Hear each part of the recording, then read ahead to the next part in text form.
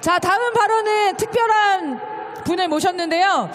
아까 4.3항쟁 관련한 역사 강의를 들었었죠. 내일 모레면 제주 4.3항쟁 75주년 되는 날입니다.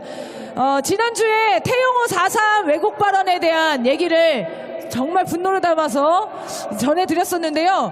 그 발언을 보고 다른 탈북자분들은 어떻게 생각하실지 정말 궁금해서 저희가 이분의 발언을 영상으로 준비했습니다. 다큐 영화 그림자꽃 주인공이시기도 하시고요. 2017년에 남측으로 오신 선생님입니다. 평양 아줌마 김연희님의 이야기를 영상으로 들어보시겠습니다. 여러분, 저는 여러분들의 한 동포, 한 형제인 북녘에서 온 평양 아줌마 김연희입니다. 지금 우리 한반도는 언제 터질지 모르는 무서운 전쟁의 위기 속에서 하루하루 불안한 날을 보내고 있습니다. 그런데 국익과 국민의 안전을 제일 먼저 돌봐야 할 윤석열 정부는 이 엄중한 사태 속에서 탈북자들을 정치적으로 이용해 남남 갈등을 조성하고 전쟁 위기를 조장하고 있습니다. 가장 부끄러운 것은 정부 여당의 국회의원 태영호의 제주 4.3에 관한 미친 막말입니다.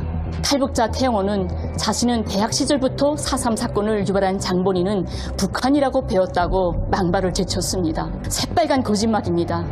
북의 교과서에는 그런 내용이 전혀 들어있지 않고 저는 그런 교육을 받아본 적이 없습니다. 그런데 한 나라의 외교관을 했었고 또 대한민국의 국회의원이라는 자가 왜 이런 거짓 선동을 했을까요? 태영호는 역사관이 잘못되어서 이런 막말을 제친 것이 아니라 너무나 역사를 잘 알고 있습니다. 지금 태영호의 행태는 어떻게 하나 자신의 존재감을 알려 보수정당의 바지가랑이라도 잡고 살아남기 위한 추한 머지름일 뿐입니다. 그런데 이런 막말을 던지고도 정부 여당의 최고위원으로 당선될 수 있다니 참으로 한탄스럽기 그지없고 그에 대해서 아무런 사죄도 제재도 하지 않는 윤석열 정부의 태도 또한 국민들을 격분하게 하고 있습니다. 얼마 전 윤석열은 권영세 통일부 장관에게 북한 인권 상황에 대해 국제사회와 북한 주민들에게 공유할 수 있도록 통일부의 역할을 강조하였습니다. 그러자 권영세 통일부 장관은 대북전단 금지법은 위헌이고 절대적 악법이라며 반드시 그 법을 없애도록 할 것이라고 밝혔습니다. 이러한 무분별한 정부의 힘으로 박상학 탈북자 단체는 올해는 무인기로 대북전단을 빠른 시간에 보내려고 한다고 밝혔고 여기에 대통령실 관계자는 북한에 대한 압박수단으로 박상학의 무인기 대북전단 발송을 전중하고 있다는 보도까지 나왔습니다.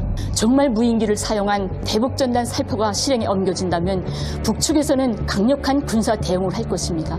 그 누구보다도 접경 지역의 주민들은 얼마나 무서움과 두려움에 떨어야 합니까? 도대체 윤석열이 머릿속에 국민의 생명과 안전이 있기는 한 겁니까?